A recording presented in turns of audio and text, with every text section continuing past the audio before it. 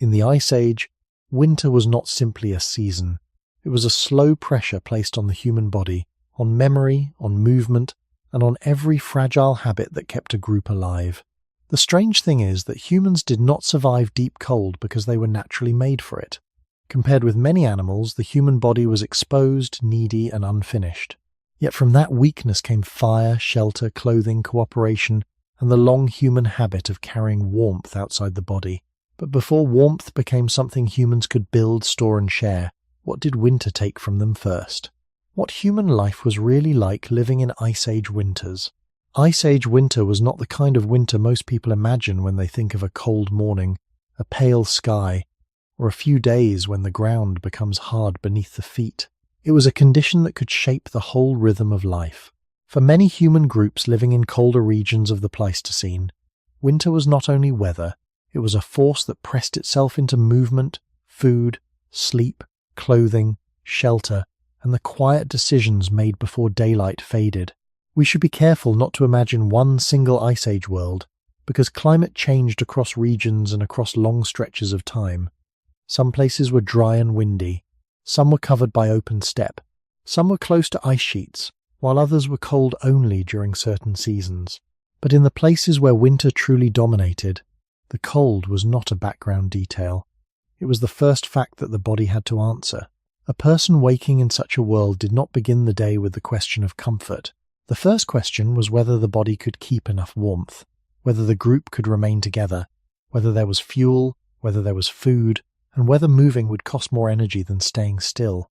This is where the story of human origins becomes important.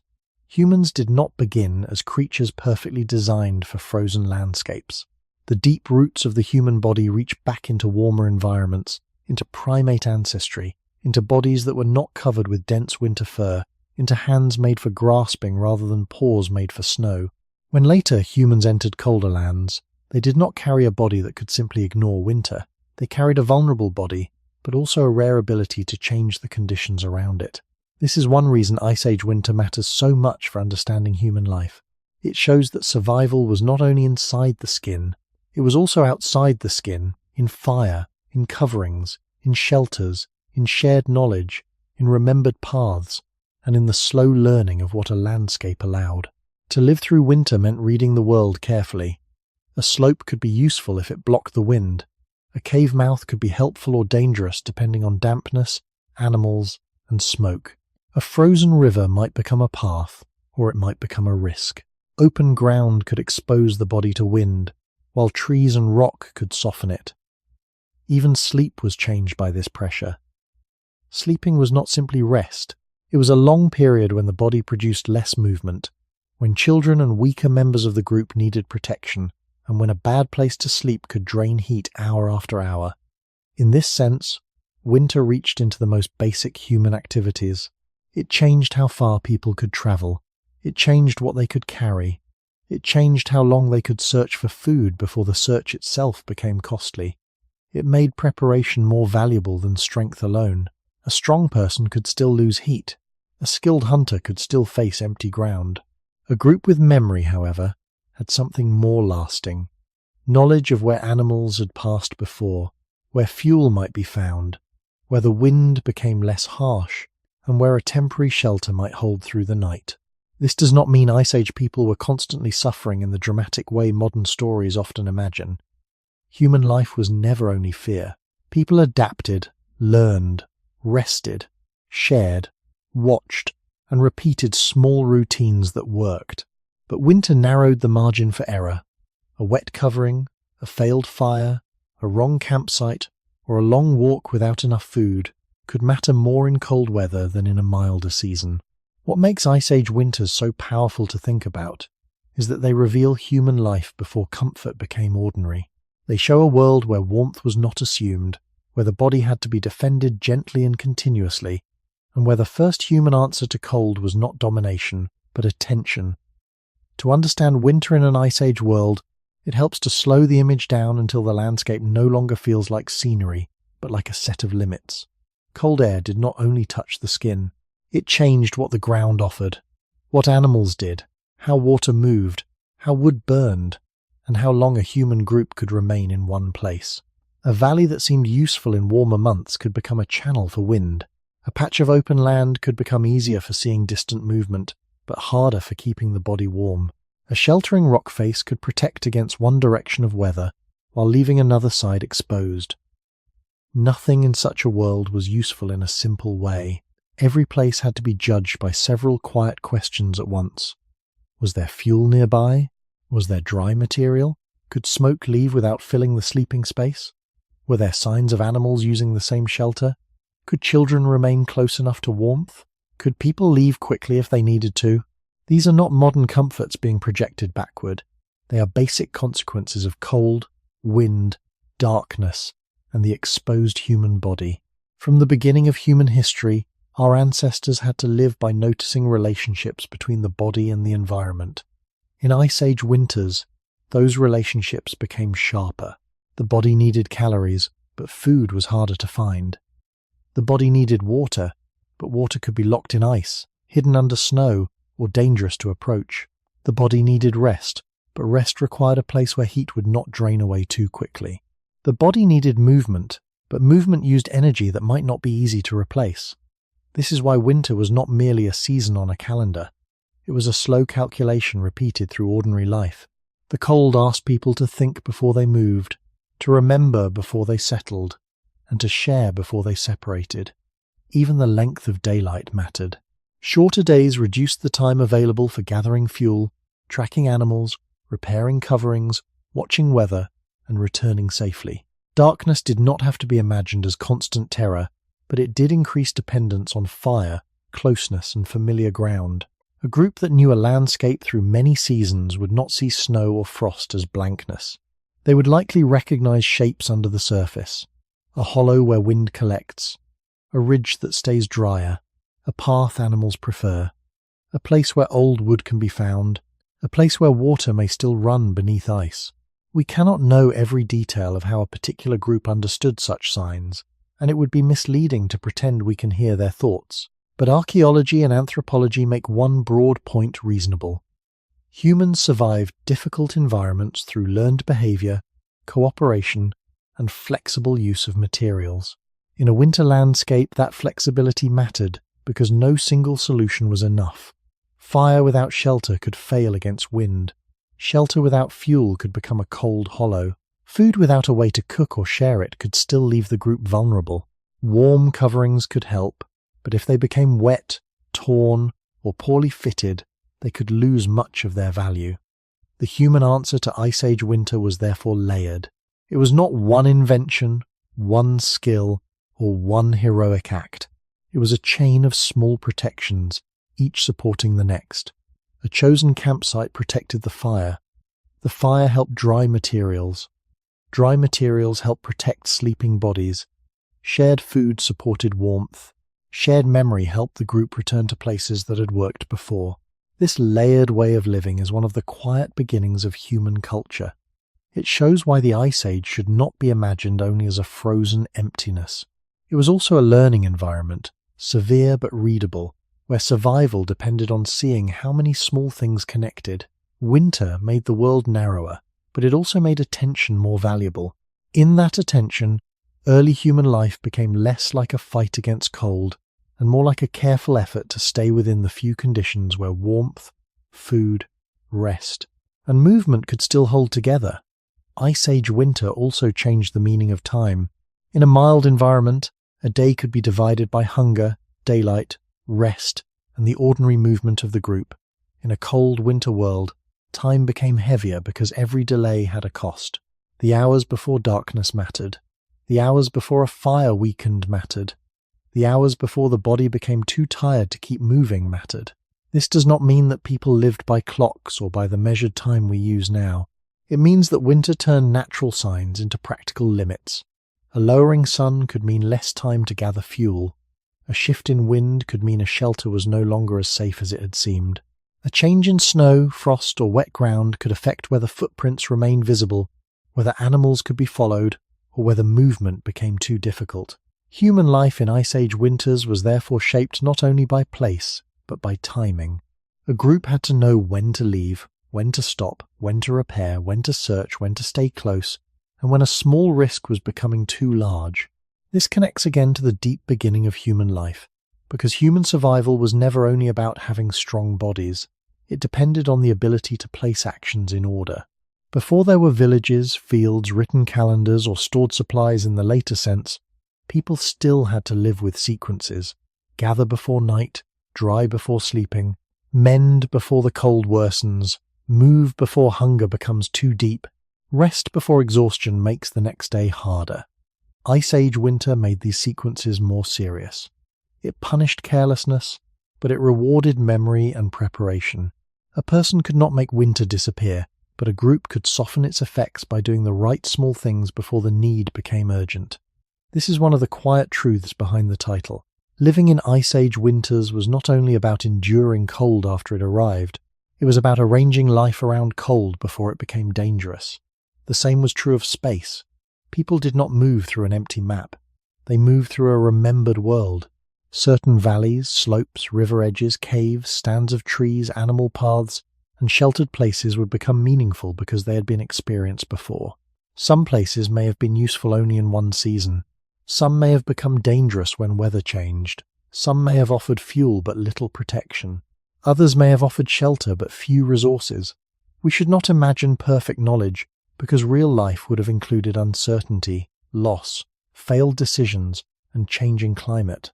But we can reasonably say that Ice Age winter increased the value of knowing a landscape over time. The land itself became a kind of memory system. It held traces of animals, traces of previous fires, traces of old movement, and signs that could guide the next decision. Archaeological evidence can sometimes show us stone tools, hearths, bones, pigments, shelters, or repeated use of particular places, but it cannot show every cold morning or every careful pause before a group chose where to sleep. Still, those material traces remind us that humans did not simply pass through winter like isolated bodies. They built patterns. They returned, adjusted, carried, repaired, and learned. In winter, even a small carried object could matter. A tool edge, a scraper, a point, a piece of worked material, a covering, a container, an ember if conditions allowed. These things were not modern possessions in the ordinary sense. They were pieces of survival placed between the body and the season. Over many generations, the human answer to cold became less dependent on one person and more dependent on shared habits. Children would grow into a world where winter already had meanings, where not to stand, where to look for shelter, why dry material mattered, why food had to be protected, why the body could not be allowed to lose warmth without notice. The winter landscape was teaching them before anyone needed to explain it in words we could recognize. And this is why the first movement of this story must remain slow. Ice Age winter was not a single enemy, and human life was not a simple victory over nature. It was a long relationship between a vulnerable body and a demanding world, carried forward through attention, memory, and the fragile warmth of a group that had to keep choosing carefully, day after day. The human body entered Ice Age winter with a strange disadvantage. It was intelligent, adaptable, and capable of making tools, but by itself it was not shaped like the body of a cold-weather animal. A mammoth carried mass, fat, and a thick coat. Reindeer and other northern animals had bodies adapted over long evolutionary time to conserve heat, move through cold ground, and make use of seasonal landscapes. Humans had something different. They had exposed skin, sensitive hands, upright posture, a large brain that demanded steady energy, and infants who required long care. These traits were not useless in winter, but they made winter a serious problem. Cold air does not need violence to become dangerous. It works quietly, by drawing heat away from the body faster than the body can replace it. Wind increases that loss. Wetness increases it even more. Stillness during sleep lowers movement, and less movement can mean less heat. A tired person loses the ability to respond well. A hungry person has less energy to burn. In a cold Ice Age landscape, the body was always part of a balance. Heat made, heat lost, food found, energy spent, rest protected. This is why human survival in such winters cannot be explained by toughness alone. The body was not simply stronger than the cold. It had to be helped. It had to be wrapped, sheltered, warmed, fed, and kept close to others. When we look back toward human origins, this becomes one of the most important shifts in the whole story. Many animals survive winter mainly through bodies shaped by natural selection for that environment. Humans increasingly survived by adding culture around the body. A covering made from animal hide or plant fiber, a fire kept alive with care, a windbreak placed in the right direction, a stone tool used to prepare material, a remembered campsite used again. All of these became ways of giving the human body protections it did not naturally possess. The body itself remained vulnerable, but the life around it became more skillful. The hands are a good example of this tension. Human hands are extraordinary for making, tying, scraping, cutting, carrying, and shaping materials. But hands are also exposed and delicate. Fingers lose warmth quickly, and fine movement becomes harder in cold conditions. In an Ice Age winter, the same hand that could make a tool could also become stiff and less useful if the body lost too much heat. Feet carried the same burden. Human walking is efficient over distance, but cold ground, snow, frozen mud, and rough terrain could turn movement into a drain. Every step could help the group reach food or shelter, but every step also spent energy. The human body was therefore caught between need and cost. It had to move to survive, but movement burned the warmth and calories that survival required. The head and brain added another layer. The human brain is costly to maintain. It supports memory, planning, language, social learning, and tool use. But it also requires energy. In winter, when food could be harder to obtain, the mind that helped humans adapt was housed in a body that still needed steady nourishment. This does not mean Ice Age people were always near starvation, and it would be wrong to describe every winter as disaster. Human groups lived in many environments and had many strategies, but where cold was severe, the margin between enough and not enough could narrow. A meal was not just food, it was heat waiting to be made inside the body. A dry sleeping place was not just comfort, it was a way to slow the loss of warmth through the night. A shared fire was not just light, it was part of the body's extended defense. To understand human life in Ice Age winters, we have to see the body as unfinished without its surroundings. The skin needed covering, the stomach needed fuel, the hands needed warmth to remain useful, the sleeping body needed protection from ground, wind, and dampness. The child needed adults, the adult needed the group, and the group needed a world of learned habits strong enough to stand between fragile flesh and a season that did not forgive carelessness quickly. Cold does not meet every part of the human body in the same way. It finds the edges first. Fingers, toes, ears, nose, cheeks. The places where warmth is harder to hold and blood must be carefully managed. In Ice Age winters this mattered because those edges were not separate from survival. Fingers were needed to grip stone, bone, wood, hide, cord, and food. Hands were needed to shape tools, tend fire, carry children, prepare coverings, and repair whatever stood between the body and the weather. Feet were needed to cross ground that might be frozen, uneven, wet, or covered in snow. A body that lost too much warmth did not only feel discomfort, it could lose skill, it could lose judgment, it could lose the ability to do the small, precise things that made warmth possible in the first place. This is one of the quiet difficulties of winter living. The cold attacks the body, and at the same time it attacks the body's ability to defend itself. A person whose hands are stiff may struggle to make a spark, shape a tool, fasten a covering, or hold food steadily. A person whose feet are cold and tired may move more slowly, shortening the distance that can be safely travelled before night. A hungry body has less energy to generate heat. A sleepless body may become slower the next day. These connections are simple, but in a cold Ice Age landscape they could become decisive. Human origins are often described through the growth of the brain, the use of tools, the making of fire, and the widening of social life. But in winter, all of these achievements still had to pass through the body. A brilliant tool was useless if the hand could not hold it. A remembered shelter was out of reach if the feet could not reach it. A fire was fragile if no one had the strength to collect fuel. The human body was therefore not just a vessel carrying intelligence. It was the vulnerable center around which every adaptation had to be arranged. This helps explain why clothing and covering were not minor details. We cannot always know exactly what was worn in every place and period, because many organic materials decay and leave little direct evidence. But the broad idea is clear enough. Humans living in cold regions needed ways to reduce heat loss. Coverings made from hides, furs, plant materials, or combinations of available resources would have been part of the larger human answer to cold, though the exact forms varied across time and place. A covering was not simply something placed on the body. It had to move with the body. It had to allow the hands to work. It had to protect without trapping too much dampness. It had to be repaired. It had to be dried. It had to be carried when the group moved. In this way, warmth became labor. The body did not receive warmth for free. Warmth had to be made, maintained, and protected. Sleep made the problem deeper. During the day, movement could help create heat, but during sleep, the body became still.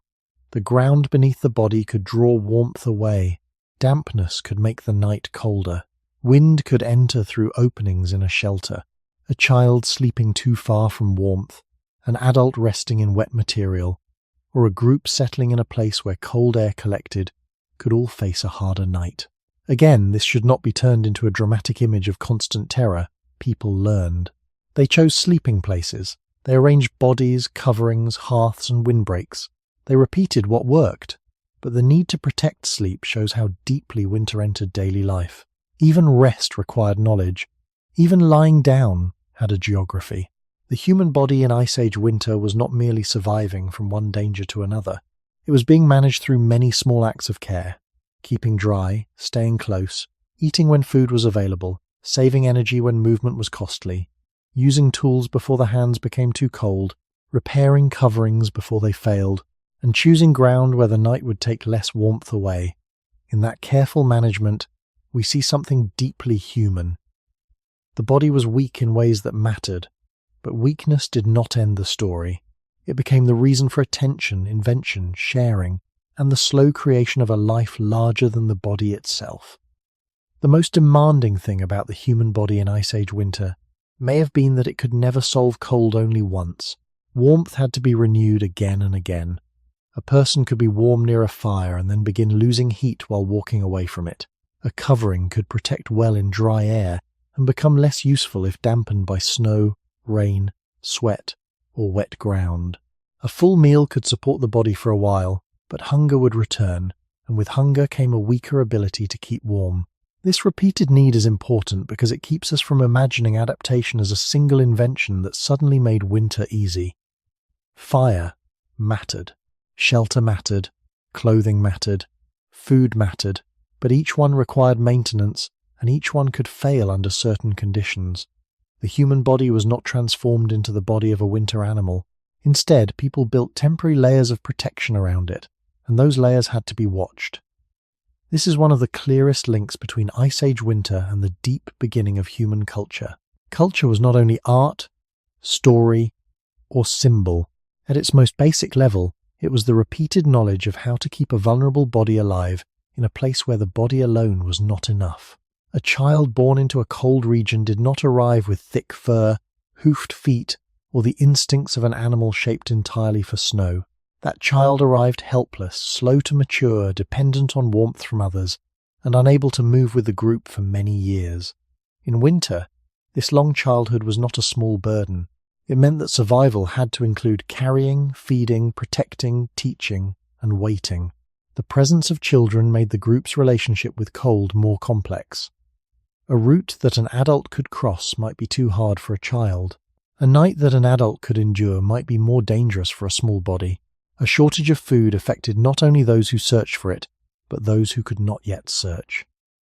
Human life in Ice Age winters was therefore not only about strong adults facing the cold, it was about bodies of different ages, sizes, strengths, and needs trying to remain together. Older people also changed the picture. We should not romanticize the past or assume that every older person survived into advanced age, because prehistoric life varied greatly. But where older members were present, their knowledge may have mattered in ways that strength alone could not replace. Remembering a sheltered place, a seasonal pattern, a kind of fuel, a migration route, or the behavior of animals could help a group reduce risk. In winter, memory itself could function like warmth, not because it heated the body directly, but because it guided the group toward conditions where warmth could be made. The body's weakness, then, did not only create dependence, it created a need for social memory.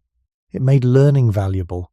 It made children worth teaching and elders potentially valuable as carriers of experience. This is why the human body should not be viewed as a failed winter design. It was vulnerable, but its vulnerability pulled other human abilities into importance. The exposed skin made covering necessary. The cold hands made dry materials and careful timing necessary. The hungry brain made food sharing and planning necessary. The helpless child made cooperation necessary. The sleeping body made shelter and closeness necessary. Each biological weakness became a doorway into a cultural answer. None of this means life was gentle or secure. In severe winters, the margin could become narrow, and groups could face hunger, injury, failed hunts, dangerous movement, and cold nights that tested every layer of protection. But the story is not simply that winter defeated the human body. The deeper story is that the body forced humans to extend themselves into the world. A human being in Ice Age winter was not only skin, muscle, bone, and breath. A human being was also the fire being tended, the covering being dried, the tool being repaired, the child being held close, the route remembered through snow, and the quiet knowledge shared before the cold made mistakes costly. The body was never enough by itself, and perhaps that is why human life became something more than the body. Fire was one of the most important human answers to Ice Age winter, but it should not be imagined as a simple magic that removed the cold. A flame is small compared with a winter landscape. It can warm a circle of bodies, dry a piece of hide, soften food, hold back darkness for a while, and change the feeling of a shelter. But beyond that circle, the wind remains. The frozen ground remains. The long night remains. The body still needs food. The group still needs fuel. The fire still has to be protected from wetness, wind, neglect, and time. This is why fire in Ice Age winter was not only warmth, it was work. It required attention before it was lit, attention while it burned, and attention after people hoped it would continue. A modern person may think of fire as something that appears when needed, but for early humans in cold regions, fire was a relationship with materials and conditions. Dry wood, brush, bone, dung, resinous material, or other fuels could matter depending on the environment. Some places offered fuel more easily than others. Open cold steppe might not provide the same resources as wooded areas. A group could not simply assume that warmth would be waiting everywhere. They had to know where fuel might be found, how far it was from shelter, whether it was dry enough, and whether carrying it would cost too much energy. In this way, fire connected the body to the landscape. A fire inside a sheltered place could make sleep safer and more possible, but smoke had to escape. A fire in open ground could be easier to manage in some ways, but more exposed to wind. A fire that burned too quickly might leave the group cold before morning. A fire that was too smoky could make a protected place difficult to use. These practical limits remind us that human survival was built from compromises, not perfect solutions. The deep origin of human life is often told through the discovery or control of fire, and with good reason, because fire changed what humans could eat, where they could live, how they could gather, and how they could extend activity into darkness. But in Ice Age winter, fire also reveals something quieter. Humans survived by maintaining fragile advantages. A flame could disappear, warmth could fade, embers could die, fuel could run out, rain or snow could make materials difficult to burn. Moving camp could mean leaving a known hearth for an uncertain place. The problem was not only making fire once, the problem was keeping the possibility of fire within reach. That possibility shaped daily decisions. If a group planned to remain in one area, fuel had to be collected regularly. If they moved, they had to consider whether the next place could support warmth. If the weather changed, fire-making and fuel gathering could become harder just when warmth was most needed. This makes fire more than a tool. It becomes a center around which many other actions gather. Food preparation could happen near it. Wet coverings could be placed close enough to dry, but not so close that they were damaged. Children could remain near warmth. People could repair tools or materials with light from flame. The group could sit closer together, and closeness itself helped preserve heat. Still, fire did not erase vulnerability. It made vulnerability manageable for a while. That difference matters. If we imagine Ice Age people as simply conquering winter with fire, we lose the careful truth of their lives. If we imagine them as helpless without it, we also lose the truth. They were neither masters of cold nor passive victims of it. They were living inside a narrow space between loss and control, using fire as one layer in a larger pattern of survival. The flame showed what made humans unusual. They could take something from the environment, tend it, move around it, learn its limits, and make it part of social life. But fire also showed what winter never allowed them to forget. Warmth was temporary unless someone cared for it. And in a cold world, care itself became a form of survival. A fire in winter changed the shape of space. Without it, a shelter was only a barrier against wind, dampness, animals, or falling weather.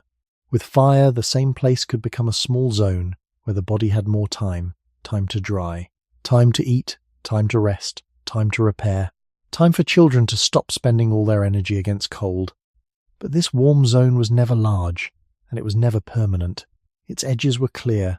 A person sitting close to the flame might feel heat on the face while the back remained cold. Someone moving only a few steps away could return to the winter air almost immediately. This unevenness mattered, because Ice Age life was not lived inside sealed rooms. Warmth had direction, distance, and weakness. The group had to arrange itself around it. Bodies, tools, food, coverings, and sleeping places all had to be placed in relation to the fire's reach. Too close, and materials might scorch, smoke might irritate, sparks might damage hides or plant fibers. Too far, and the benefit could fade. In this sense, fire taught people to organize space. It created a center, but also a circle of limits. Around that circle, human behavior could become slower and more controlled. Food could be processed in ways that made it easier to chew and digest.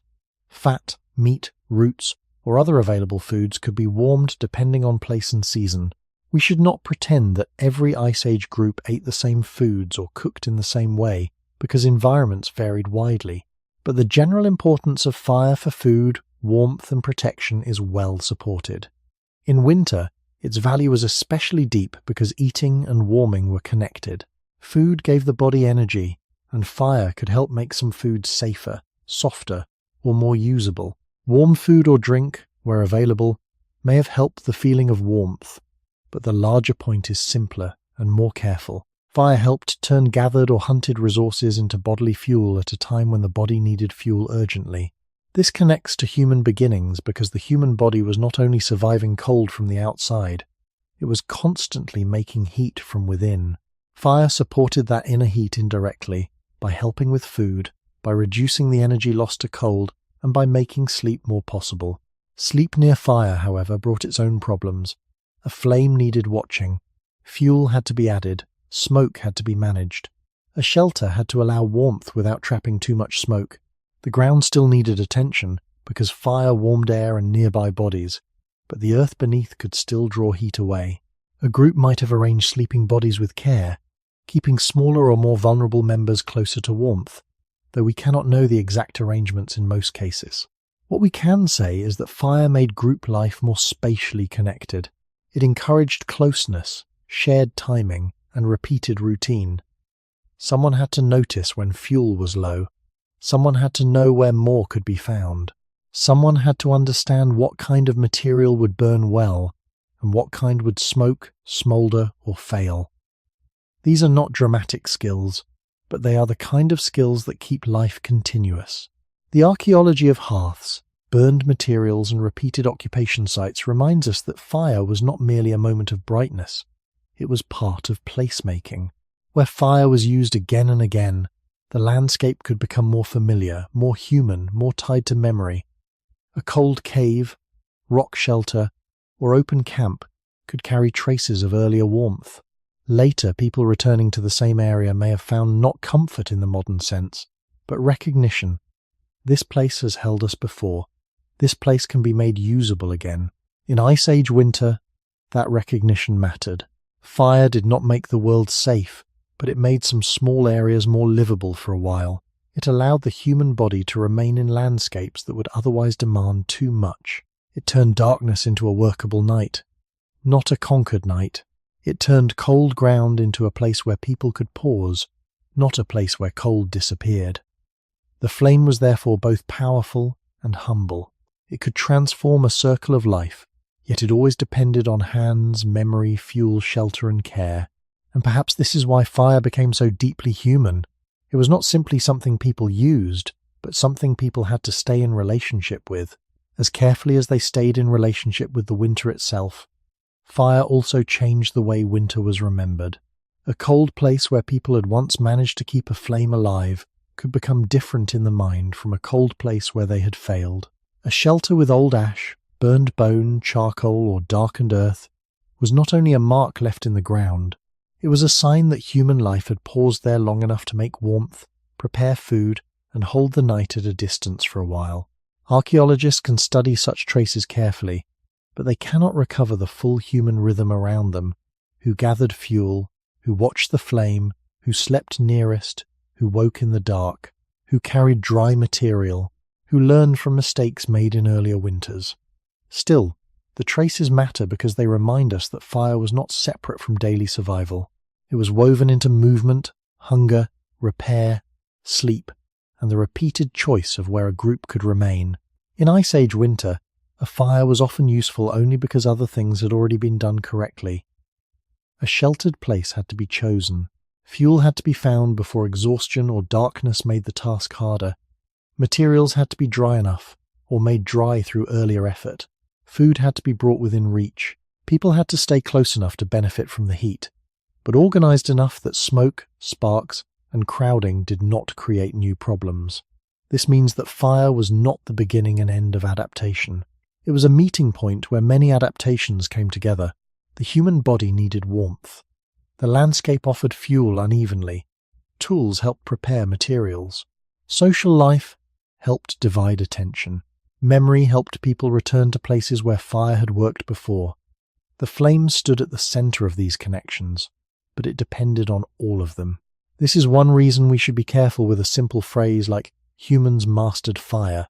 In a broad sense, human control of fire was one of the great changes in our history. But in the lived reality of winter, control was never absolute. Fire could be lost. Fuel could be scarce. Weather could change. A group could arrive at a place too late, too tired, or too wet to make the warmth they needed. Even when fire was present, it required care through the night, and care required human bodies that were not already pushed too far. The relationship was mutual. Humans shaped fire, and fire shaped human routines. It encouraged people to gather, to remain near a center, to process materials in shared space, to extend waking time into darkness, and perhaps to deepen forms of communication around repeated evening activity. We should not turn this into a story we cannot prove, and we should not invent scenes as if we had watched them. But it is reasonable to say that fire made winter nights more socially concentrated. Around warmth, the group's needs became visible. The child who needed protection, the adult who returned tired, the elder who remembered a better place, the tools that needed repair, the covering that needed drying, the food that needed dividing. Fire made these needs gather in one place. It did not solve them alone, but it made response possible. This returns us to the deeper origin of human life in cold lands. The human body did not become a winter animal by growing thick fur or sleeping through the season. Instead, humans learned to place warmth outside themselves and then build life around it. They carried warmth as knowledge, as habit, as ember, as shelter choice, as fuel memory, as a circle of bodies near flame. That is a very different kind of adaptation. It is slower, more fragile, and more dependent on others, but it is also more flexible. A body can only be born with what evolution has given it. A human group can learn new arrangements, remember old ones, and adjust them when the land changes. Fire, in this sense, was not simply heat against cold. It was one of the first great examples of humans extending their biology into culture. The winter still remained outside the circle. The night still returned. The body still cooled when attention failed. But for as long as the flame held, human life had a small center from which it could continue. Shelter in Ice Age winter should not be imagined first as a house, It was often something much simpler and more uncertain. A place where wind lost some of its force, where the ground was less wet, where a fire could be protected, where bodies could rest without losing heat too quickly. A cave, a rock overhang, a hollow near trees, a screen made from branches or hides, a structure shaped with available bones, wood, stone, earth, or snow in some environments. All of these possibilities depended on place, season, and what materials people could reach. We cannot describe one universal Ice Age shelter, because humans lived across many landscapes and many thousands of years. But the basic need is clear. The human body could not sleep well in severe cold if it remained exposed to wind, dampness, and frozen ground. Shelter was the first wall between skin and winter, even when that wall was partial, temporary, and imperfect. It did not make the world comfortable in a modern sense. It reduced the speed at which the world took warmth away. That small reduction could matter. A windbreak might turn a dangerous night into a survivable one. A dry floor of plant material, hide, or other insulating material might slow the loss of heat into the ground. A carefully chosen entrance might allow smoke to leave while keeping the strongest wind outside. A rock face might hold warmth near a fire more effectively than open land. These were not luxuries.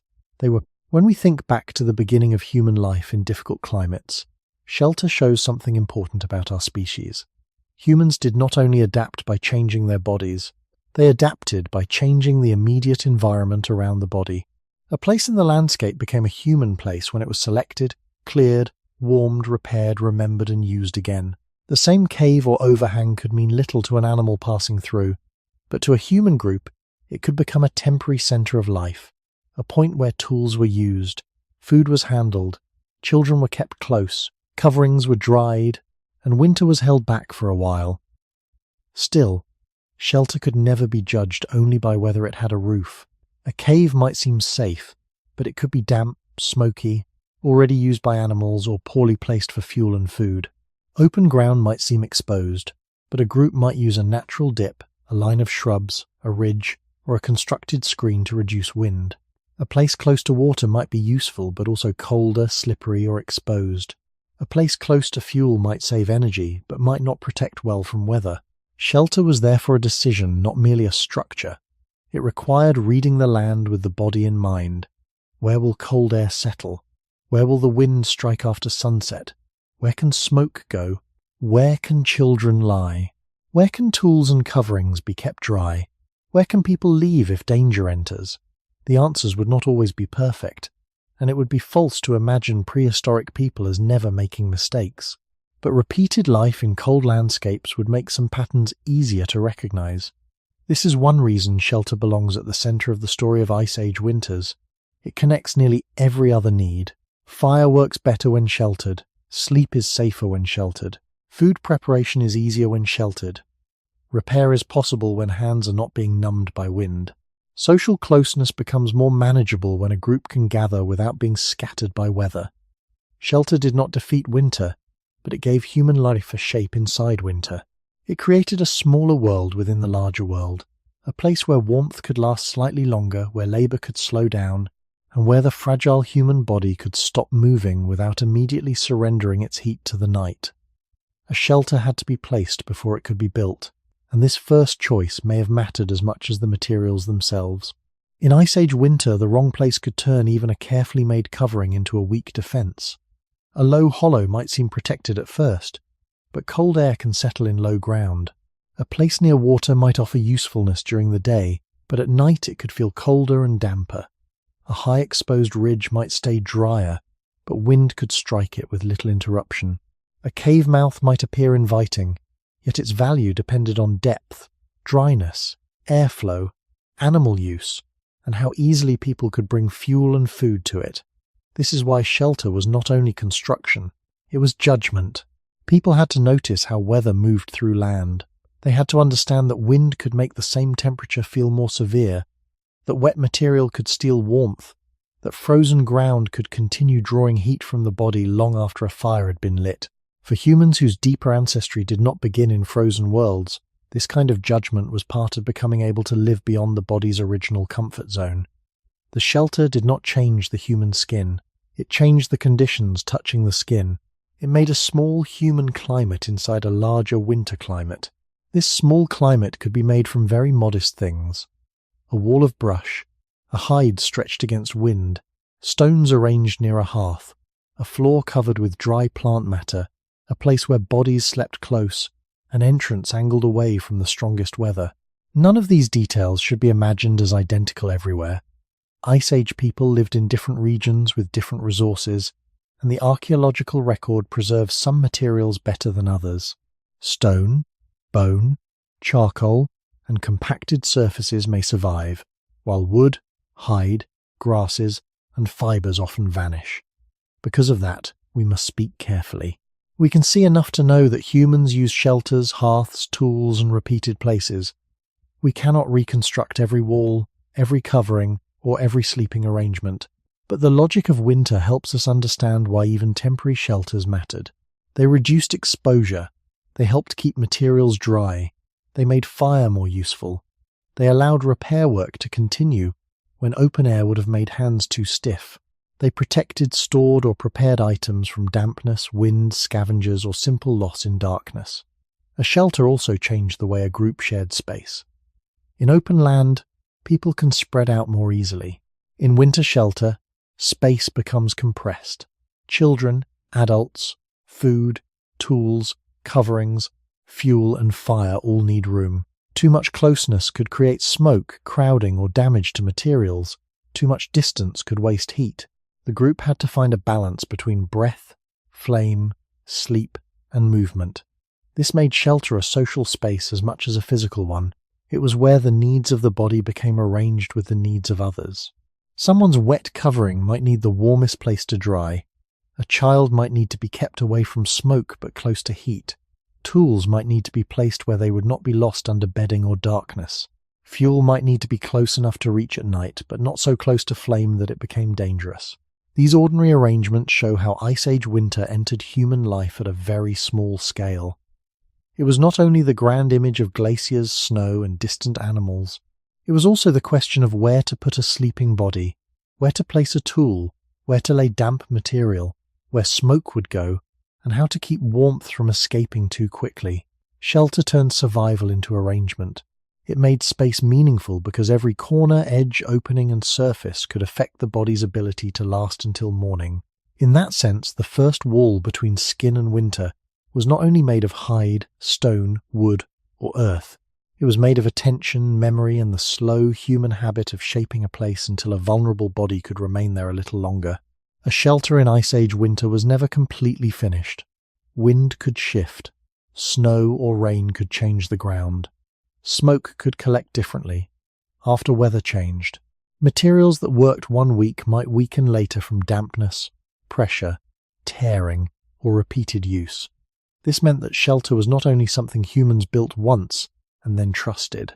It was something they maintained, adjusted, repaired, and watched. In cold conditions, even small failures could slowly spread through the rest of life. A wet sleeping surface could make bodies colder through the night. A damaged covering could let wind enter. Poor smoke movement could irritate breathing or force people to leave openings that released warmth too quickly. A badly chosen place might require longer trips for fuel, costing more energy each day. Shelter therefore belonged to a chain of survival, in which one weakness often affected several others. This is part of what made Ice Age winter demanding. The human body could not ignore small problems for very long. Cold increased the importance of details. From the perspective of human origins, this pressure may have strengthened one of the species' most important abilities, the habit of constant adjustment. Humans did not survive winter because every shelter was perfect. They survived because they could notice failure before it became fatal and change their behavior in response. A leaning wall could be reinforced. Damp material could be moved closer to heat. Sleeping positions could shift away from drafts. A fire could be relocated within a shelter. Fuel could be gathered differently after weather changed. These acts may sound ordinary, but they reveal something fundamental about prehistoric life. Survival often depended less on dramatic moments than on repeated correction. A winter shelter became livable through attention repeated day after day. Archaeological traces support this image carefully rather than dramatically. Hearths reused over time, layers of occupation, stone arrangements, worked bones, post holes in some locations, and concentrations of tools or debris all suggest that people organized living spaces rather than simply stopping randomly in the landscape. But archaeology rarely preserves the full softness of life. The hides, grasses, woven materials, repaired seams, sleeping surfaces, and temporary barriers that may have surrounded human bodies. Much of the true texture of shelter disappears over thousands of years. Even so, the surviving evidence tells us enough to understand that winter living required preparation and repeated maintenance. Shelter was not decoration placed onto life after basic survival had already been secured. Shelter was part of survival itself. This becomes especially clear when we think about stillness. During movement, the body generates some heat. During rest, especially sleep, heat can leave more quickly if the environment is poorly controlled. A winter shelter therefore protected the human ability to become still without excessive danger. This may sound simple, but it changed the rhythm of existence. It allowed longer repair work, more stable sleep, safer care for children, and some continuation of social life after darkness arrived. The shelter created a pause inside exposure.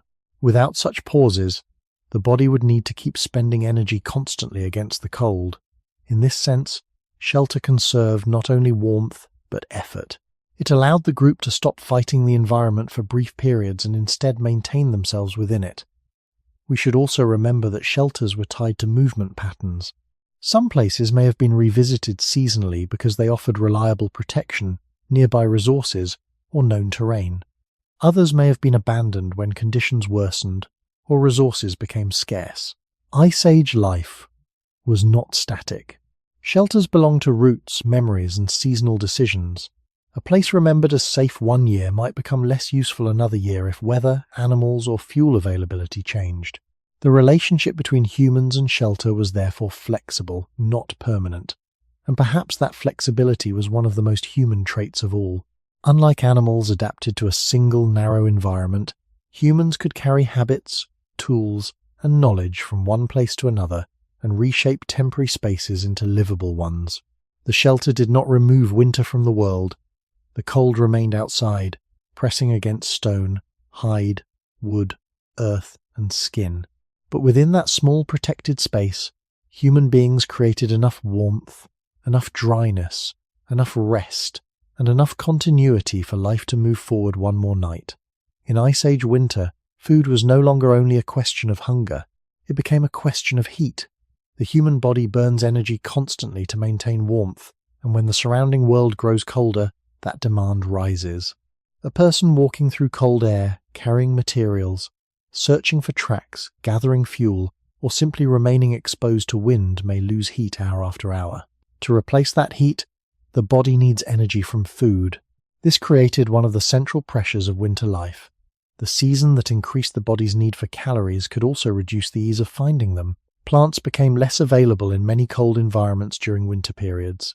Some animals migrated, changed behavior, or became harder to track. Snow, frozen ground, shorter daylight, and dangerous weather could all make food gathering slower and less predictable. This does not mean people were always starving, and it would be misleading to imagine every Ice Age winter as endless desperation. Human groups adapted in many different ways depending on region, climate, mobility, technology, and available animals or plant resources.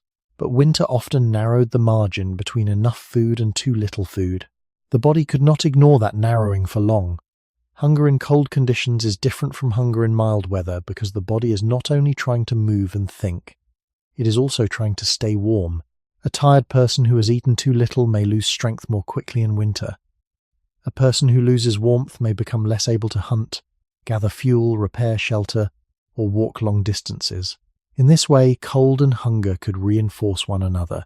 This connection reaches deeply into the origins of human life, because humans evolved as active, mobile creatures with large brains and long childhoods. These traits brought advantages, but they also created high energy demands. In Ice Age winter, every member of the group carried those demands into a landscape where food might require more time, more planning, and more cooperation to obtain. Hunting in cold environments was not simply a matter of finding animals. It required movement across difficult ground, knowledge of seasonal behavior, tool preparation, timing, and often collective effort. Even after food was obtained, more work remained. Meat or fat might need to be processed, protected from scavengers, divided within the group, dried in some circumstances, or prepared near fire. Bones could contain valuable nutrients. Fat could become especially important because it provided dense energy. None of this should be exaggerated into simplistic survival drama, because Ice Age people were experienced inhabitants of their environments, not helpless wanderers. But their experience did not remove uncertainty. Animal herds could shift routes. Storms could interrupt movement. A promising area could produce little. An injury could reduce hunting ability. The group had to live inside changing conditions rather than controlling them completely. Winter also changed the meaning of distance. A food source that might seem reachable in warm conditions could become expensive during cold weather because every step consumed more energy and increased exposure. Carrying food back to shelter also required effort. A large, successful hunt might provide significant resources, but it also created problems of transport, division, storage over shorter periods, and protection from other animals. A small, unsuccessful search might leave the group spending more calories than it gained. This balance between energy spent and energy gained was always part of human life, but winter made it more visible. Food became tied to judgment. Was the search worth the risk? Was there enough daylight left? Could the group travel safely and still return before conditions worsened? Could fuel still be gathered afterward? Hunger therefore shaped time, movement, and social decisions. Children, older adults, and injured members of the group complicated these choices further because not everyone could move equally or endure the same exposure. A successful food strategy in winter had to support different bodies with different needs. This may be one reason cooperation became so important in human history. Food was not only an individual achievement. In difficult seasons, it became part of the group's ability to preserve warmth, strength, and continuity across generations. Ice Age winter revealed something simple but powerful about human life. Warmth was eaten before it was felt. The fire helped. The shelter helped.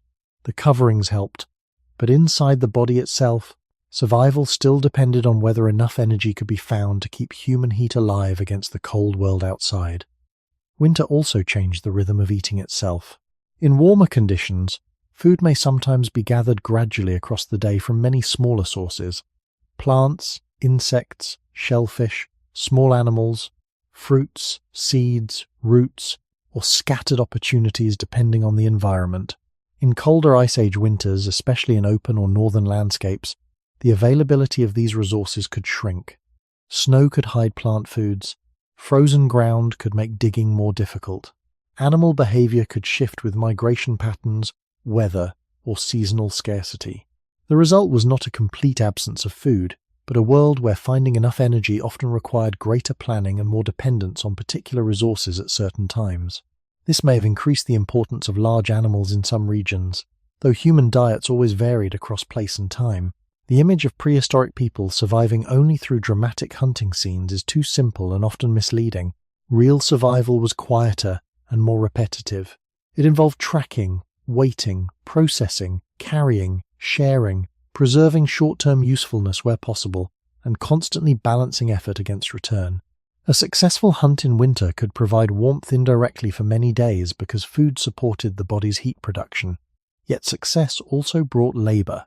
Large amounts of meat or fat had to be managed before freezing. Spoilage during milder periods, scavengers, or simple waste reduced their usefulness. Tools became important not because tools themselves solved hunger, but because they helped the body gain access to calories more efficiently. Stone blades, scraping tools, points, cutting edges, and other technologies helped process animals, prepare hides, remove useful tissues, and make more complete use of available resources. The connection between food and the human body appears again here. Humans did not only need calories in a general sense. They needed calories in forms that could support long movement, thinking, warmth, repair, and social care. A child carried through winter still needed nourishment. An injured adult still consumed energy while healing. Older individuals, if present within the group, still required food even if they contributed differently from younger adults. Hunger, therefore, affected the social structure of the group, not just isolated individuals. Food decisions were also time decisions. Daylight during winter could be limited in some regions, and dangerous weather could reduce opportunities for movement. This meant groups may have had to think carefully about how far to travel from shelter, how long to remain away, and whether the expected return justified the energy cost. An unsuccessful search was not merely disappointing, it could leave the body colder, more tired, and less prepared for the coming night. This is why winter food gathering cannot be understood separately from shelter, fire, and movement. All of them interacted. A distant hunting opportunity might provide food, but reduce time for collecting fuel. A storm could force people to remain sheltered longer and consume resources more slowly. A shortage of dry fuel could make processing food harder. A weakened person could reduce the group's ability to travel efficiently.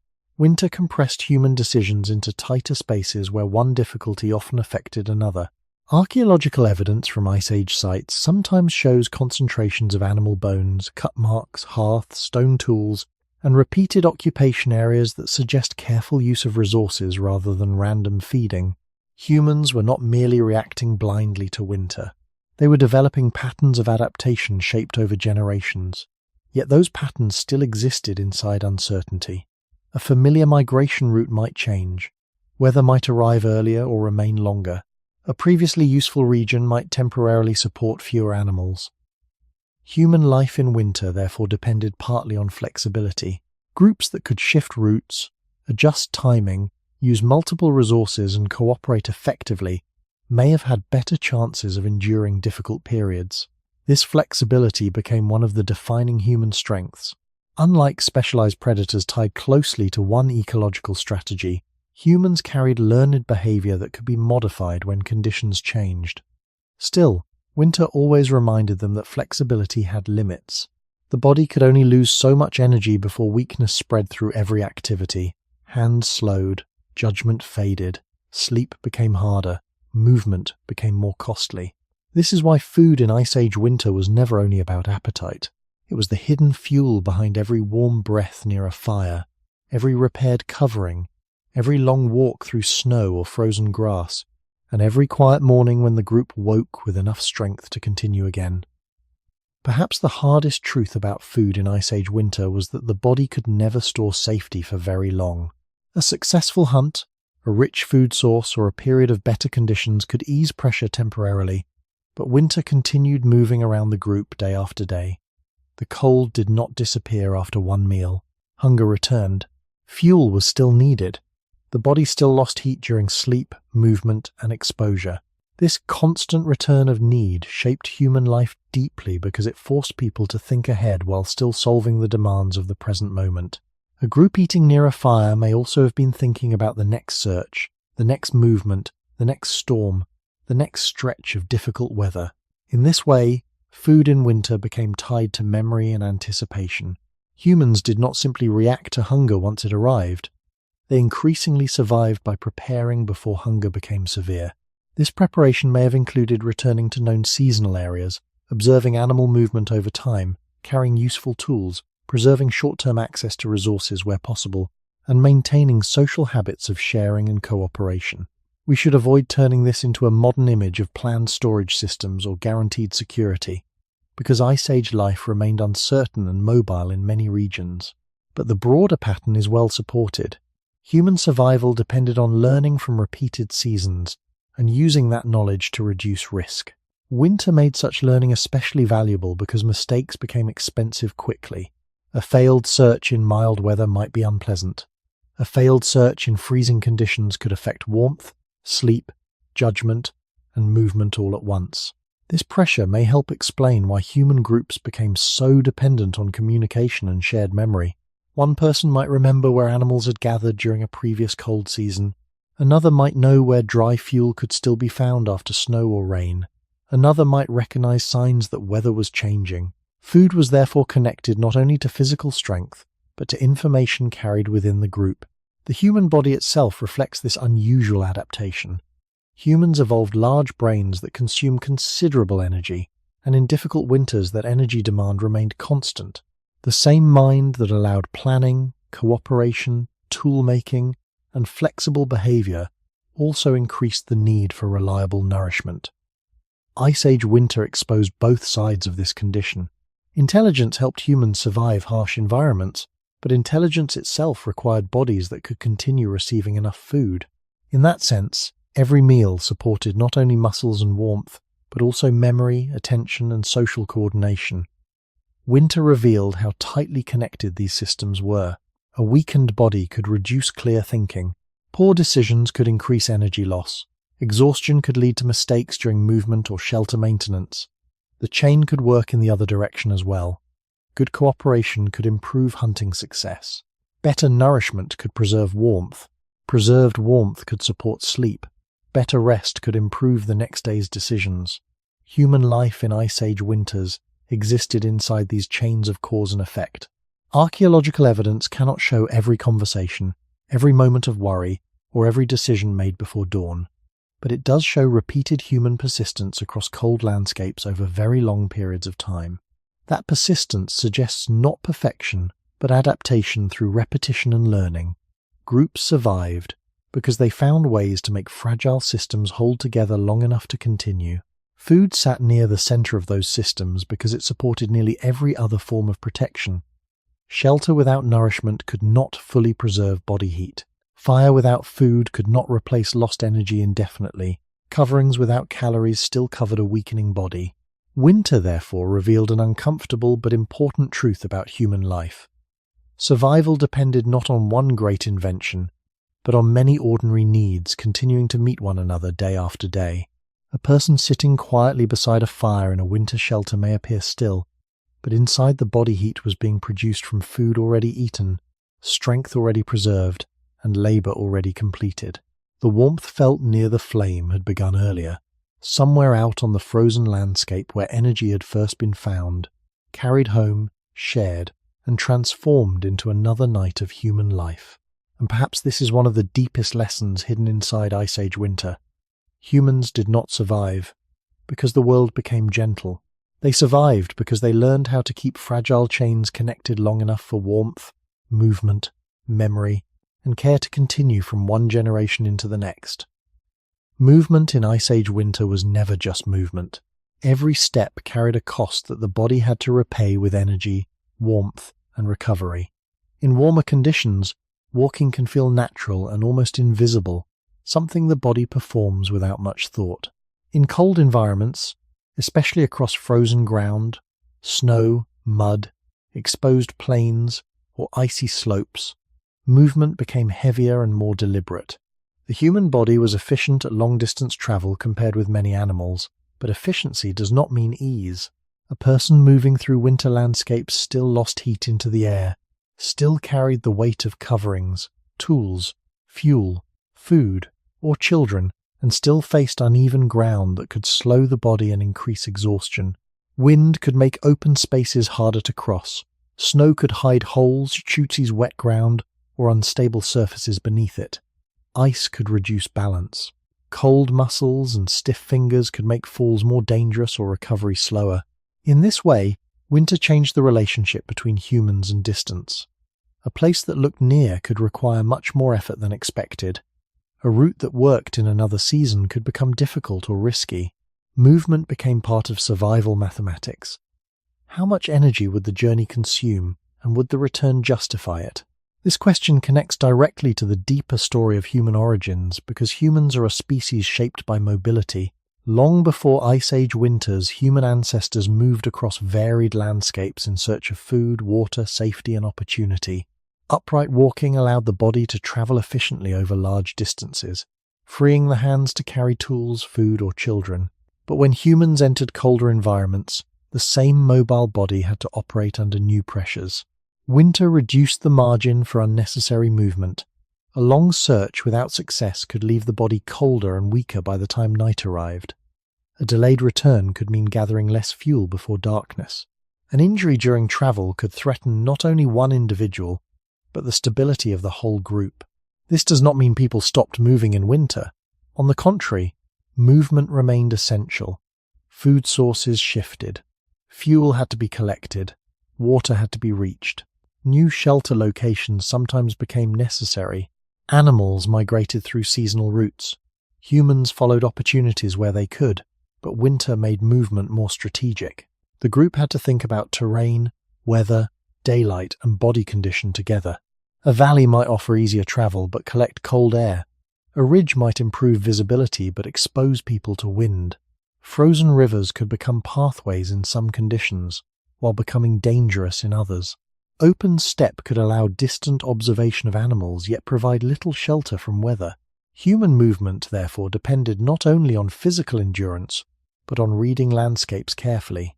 Archaeological evidence from Ice Age regions suggests repeated use of certain routes, seasonal patterns, and occupation areas, though the exact details varied widely. Humans were not wandering randomly across empty snowfields. They were learning the geography of survival. Certain paths may have become familiar because they balanced access to food, fuel, shelter, and safer movement. This knowledge likely accumulated across generations. Younger members of the group may have learned where travel became difficult after storms, where water remained accessible, or where animals tended to pass during certain seasons. We cannot reconstruct every route or decision, but the broader picture is clear. Winter demanded memory as much as strength. Movement also affected social structure. The slowest body often influenced the pace of the group. Children, injured individuals, older adults, or heavily burdened people changed how far and how quickly everyone could travel. Carrying tools, hides, fuel, or food increased physical strain. Even stopping to rest had consequences because a still body in cold air loses warmth more quickly. In this sense, movement in Ice Age winter was not simply about going somewhere. It was about managing exposure while crossing difficult space. Humans survived not because winter travel was easy, but because they learned how to move carefully enough that the body could still arrive with enough warmth and strength left to continue living once the journey ended. Winter movement also changed the meaning of exhaustion. In mild conditions, tiredness may lead mostly to slower pace or discomfort. In Ice Age winter, exhaustion could gradually weaken many of the body's defenses at the same time. A tired person may produce less body heat through movement. Cold muscles can become stiffer and less responsive. Judgment may decline after long exposure, hunger, or poor sleep. Hands may lose precision. Small decisions may become slower or less careful. This mattered because winter landscapes often demanded continuous attention. A hidden patch of ice, unstable snow, freezing water, or a sudden weather change could turn a difficult journey into a dangerous one. Humans were not the fastest animals on frozen ground, nor were they naturally insulated against severe cold.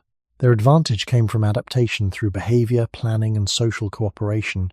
But those advantages depended on bodies that still had enough energy left to use them. A group that arrived at shelter exhausted still needed to gather fuel, tend fire, repair coverings, process food, and prepare for the next night. Movement, therefore, did not end when the walking stopped. The cost of travel continued into the evening. This is why distance in Ice Age winter cannot be measured only in miles or hours. Distance also existed inside the body. A short route through deep snow or against freezing wind might consume more strength than a longer route through protected terrain. A steep climb carrying materials could leave people colder afterward because sweat, dampness, and fatigue all affected heat loss. Even breathing cold air over long periods could place stress on the body. Humans adapted to these pressures not by becoming immune to them, but by organizing movement more carefully. Timing became important. Leaving too late in the day increased the risk of returning in darkness or worsening weather.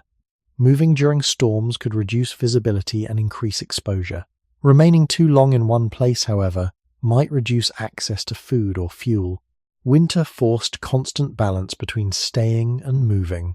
This balance shaped the geography of human life. Some places may have become temporary winter centers because they combined several advantages at once: nearby fuel, shelter, water access, animal movement, and manageable terrain. Other areas may have been crossed quickly because they exposed the body too heavily or offered too few resources. Archaeological traces sometimes suggest repeated seasonal occupation of certain regions, which supports the idea that Ice Age people learned not only where to live, but when to live there. The landscape changed across the year. and movement patterns likely changed with it. This seasonal awareness became part of human survival knowledge. A path was not simply a line across land. It carried memory about weather, distance, danger, and return. Children growing within such groups may have learned movement as a form of environmental reading long before they fully understood it in words. They would observe where adults paused, where they avoided open ground, where they crossed rivers, where they stopped before nightfall, and where they searched for shelter. Movement taught lessons continuously because the body felt the consequences immediately. Cold wind, deep snow, wet feet, hunger, and fatigue all spoke directly to the senses. Winter therefore trained attention. It rewarded those who noticed small changes in weather, terrain, and body condition before problems grew larger. The human body itself remained vulnerable throughout all this. Feet could blister, freeze, or weaken. Wet coverings could become heavy. Shoulders and backs carried loads across uneven land. The body had limits, and winter made those limits harder to ignore. Yet movement also reveals something remarkable about human life. Humans continued crossing difficult landscapes despite these weaknesses because they could combine memory, tools, social cooperation, and flexible behavior in ways few other species could. A person alone in Ice Age winter faced enormous challenges. A group moving together could distribute burdens, share knowledge, help injured members, and increase the chances that enough warmth and energy would survive the journey. In this way, movement became more than travel. It became a collective act of maintaining life while crossing a world that continuously tried to drain strength away from the human body. Perhaps the most important thing winter movement changed was the human sense of space itself. In a warm environment, land can appear open and available. In Ice Age winter, space became uneven. Some areas supported life better than others, not because they were comfortable, but because they reduced danger slightly. A valley protected from strong wind, a route near fuel sources, a sheltered rock formation, a place where animals regularly passed, or ground that remained easier to cross during certain weather conditions could become extremely valuable. Humans moving through winter landscapes therefore did not experience land as empty territory. They experienced it as a network of possibilities and limits. Certain places invited movement. Others demanded caution. Some regions may have become temporary centers of seasonal life, while others were crossed quickly or avoided when conditions worsened. This transformed movement into a form of memory. To survive winter repeatedly, people had to remember where the body suffered least, and where resources could still be found when the landscape became harder. The human origins behind this are important because memory itself became part of adaptation. Many animals survive harsh climates through physical specialization. Humans increasingly survived through stored knowledge carried in minds, relationships, routines, and repeated journeys. A dangerous crossing remembered from one winter could shape movement the next year. A sheltered route discovered during bad weather could become part of the group's seasonal pattern. A place where fuel remained available late into winter might gain importance beyond its appearance. In this sense, movement was not random wandering. It became a mental map built slowly through experience. Archaeological evidence supports the idea that prehistoric humans often returned to certain locations repeatedly over long periods, suggesting familiarity with landscapes rather than constant aimless travel. Winter likely strengthened this pattern because familiar places reduced uncertainty. The body pays heavily for uncertainty in cold conditions. Choosing the wrong route could waste crucial energy. Arriving too late at shelter could expose the group to dangerous night conditions. Entering terrain without nearby fuel or food could increase vulnerability quickly. The more severe the winter pressures became, the more valuable remembered geography likely became. This also affected social learning. Younger members of the group would not only learn how to walk or hunt, they would learn where movement became difficult after snowfall, where winds changed direction, where rivers froze safely or dangerously, where shelter could be found quickly, and how long certain journeys truly required in winter conditions. Much of this knowledge may never have been spoken in ways we could recover archaeologically. It lived inside repeated action. Children watching adults slow down before unstable ground, change direction during wind shifts, or stop earlier before darkness were witnessing survival knowledge being passed forward through behavior itself. Winter movement therefore shaped culture quietly. It trained attention toward patterns in weather, terrain, and body condition. It rewarded caution without stopping mobility entirely. Humans remained a moving species, but winter forced movement to become more deliberate and more cooperative. A single person traveling alone carried severe risks. A group moving together could share burdens, notice danger earlier, assist weaker members, and combine memory from different experiences. This may be one reason social life became so deeply important in human survival. Cold landscapes increased the cost of isolation. Even small acts during travel could matter. Helping carry material, watching children, scouting terrain ahead, sharing food during long movement, or remembering a safer path from earlier seasons. None of these actions alone defeated winter. Together, however, they helped fragile human bodies continue crossing landscapes they were not naturally designed to inhabit. By the end of a winter journey, the most valuable thing may not have been speed or strength alone, but the ability to arrive with enough warmth, enough energy, enough knowledge, and enough group stability remaining to begin the next cycle again. This is one of the quiet realities hidden inside Ice Age movement. Humans were not simply passing through frozen land. They were learning how to turn movement itself into a survival system, one step at a time, across a world where every mile tested the limits of the body and the strength of the group surrounding it. Winter nights in the Ice Age were not only cold, they were long. In some northern regions, darkness could occupy much of the day itself, shrinking the hours available for movement, hunting, gathering fuel, repairing materials, and searching unfamiliar terrain. Even in less extreme regions, winter light often arrived weakly and disappeared early behind clouds, storms, hills, forests, or open horizons filled with snow and wind. Modern humans live surrounded by artificial light that extends activity far beyond sunset. Ice Age humans did not possess that constant brightness. Their nights were shaped mostly by fire, moonlight, reflected snowlight in some landscapes, memory of terrain, and the limits of the human eye itself. Darkness therefore changed the pace of life.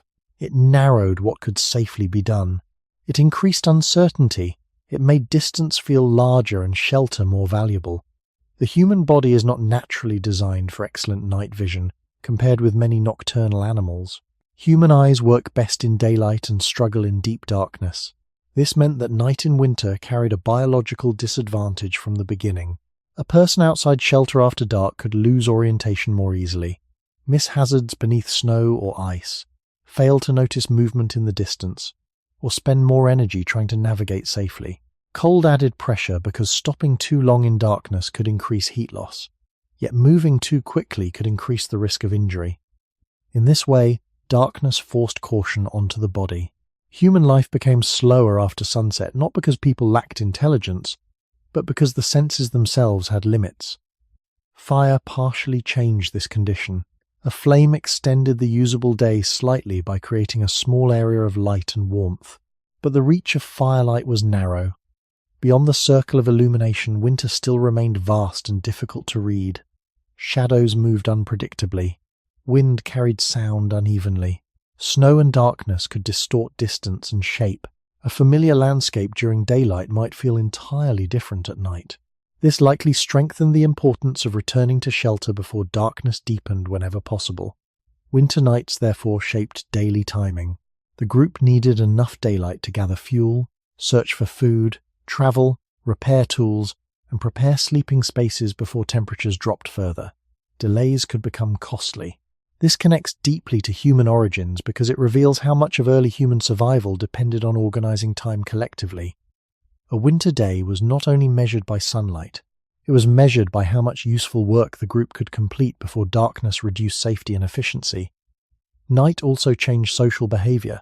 Once movement became more difficult and visibility narrowed, people likely gathered closer together around available warmth. Archaeological evidence from hearth-centered occupation areas suggests repeated use of shared spaces where people slept, prepared food, repaired tools, and remained near fire. We should avoid imagining dramatic scenes or inventing conversations we cannot know, but it is reasonable to understand winter nights as periods when human activity became more concentrated around shelter and warmth. The body itself encouraged this concentration. Sleeping close together preserved heat more effectively than isolation. Shared fire reduced fuel demands compared with multiple separate fires. Remaining near familiar people also increased safety during a time when visibility and mobility were reduced. Darkness therefore strengthened dependence on the group. A single person alone in winter night faced exposure not only to cold, but to disorientation and isolation. Human survival became easier when warmth, memory, labor, and awareness were shared within a protected space. Winter darkness may also have deepened the human relationship with rhythm and routine. Fuel had to be gathered before night, sleeping places had to be arranged. Fire needed attention. Wet materials needed drying before temperatures dropped further. Food processing often had to happen while some light remained. The body learned to anticipate darkness because failing to prepare for it carried consequences. In this sense, night was not empty time. It actively shaped behavior long before it arrived. And perhaps this is one of the quiet truths hidden inside Ice Age winters. Humans did not conquer darkness any more than they conquered cold. They learned how to narrow its effects enough that life could continue within it. A small fire inside a shelter did not erase the enormous winter night outside, but within that limited circle of warmth and light, human beings created a temporary world where sleep, memory, care, and survival could continue until morning returned again. Night in Ice Age winter did not only reduce visibility, it also changed the way the human mind experienced the world. During daylight, people could continuously gather information from the landscape, tracks in snow or mud, distant movement, weather patterns, landmarks, fuel sources, changing terrain, and the positions of others within the group. Darkness removed much of this information at once. The body remained present in the same environment, but the environment became harder to interpret. Sounds traveled differently. Wind could hide or distort noise. Shapes beyond the firelight became uncertain. Distances felt less reliable. This uncertainty likely increased the psychological weight of winter nights, even when no immediate danger was present. Humans are highly visual creatures, and much of our confidence in movement comes from being able to see and predict space clearly. In darkness, prediction weakens. The body becomes more cautious because it has less knowledge about what surrounds it. This reaction is not irrational fear. It is a normal biological response to limited information. Ice Age humans would have known their environments far better than modern people suddenly placed into such conditions. But familiarity could not fully remove the limits of human senses after dark. This is one reason winter shelters and hearths mattered beyond simple warmth. They created predictable space inside an unpredictable night. The firelight illuminated known bodies, known tools, known surfaces, known routines. A sleeping area beside a hearth became one of the few stable environments available during long winter darkness. In this way, shelter reduced uncertainty as much as it reduced cold. Human origins appear again here because much of human adaptation depended on creating stable social environments within unstable natural ones. The body alone could not fully control winter darkness. Humans instead built temporary islands of order inside it. A fire marked boundaries. A shelter organized movement. Familiar people created social continuity. Repeated routines gave structure to time. These patterns may sound simple, but they carry deep biological importance. Predictability reduces stress on the body and mind. Knowing where warmth is located, where fuel rests, where children sleep, where tools can be reached, and where exits remain accessible allows the human nervous system to relax slightly even in difficult environments. Winter nights therefore shaped not only physical survival, but emotional regulation. Again, we must avoid inventing inner thoughts or dramatic emotional scenes we cannot prove, but it is reasonable to understand that prolonged darkness, cold exposure, and uncertainty would influence human attention, caution, sleep quality, and group dependence. Sleep itself became more fragile during winter nights. The body lowers activity during rest, reducing movement-generated warmth. Cold surfaces beneath the body could slowly pull heat away. Fires required maintenance. Weather could shift during the night. Smoke could build inside shelter spaces. Hunger, exhaustion, or discomfort could interrupt rest. Humans likely did not experience sleep in Ice Age winter as a perfectly uninterrupted state. Sleep may have been lighter, more responsive to environmental change, and closely tied to the condition of the fire and shelter. Yet sleep remained necessary because exhausted bodies lose the ability to maintain all the tasks winter demanded. This created another difficult balance. The group needed deep enough rest to recover strength, but alert enough rest to respond when conditions changed. In this sense, night became a period of partial vulnerability. The body could never fully disconnect from the environment. Even within shelter, winter remained nearby. The cold waited outside the fire's reach. Wind pressed against walls and coverings. Fuel slowly disappeared as the hours passed. Darkness stretched beyond the small circle of visible space. And still, humans endured these nights repeatedly across generations.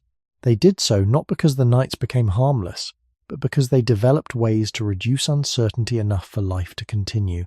Shared sleeping spaces, controlled fire use, remembered shelter locations, repeated routines, and collective awareness all helped create stability inside conditions that naturally resisted stability. Winter darkness therefore reveals something deeply human. Our species did not survive harsh environments through physical dominance alone. Humans survived by building small systems of predictability around vulnerable bodies. A fire tended carefully through the night was not simply a source of heat.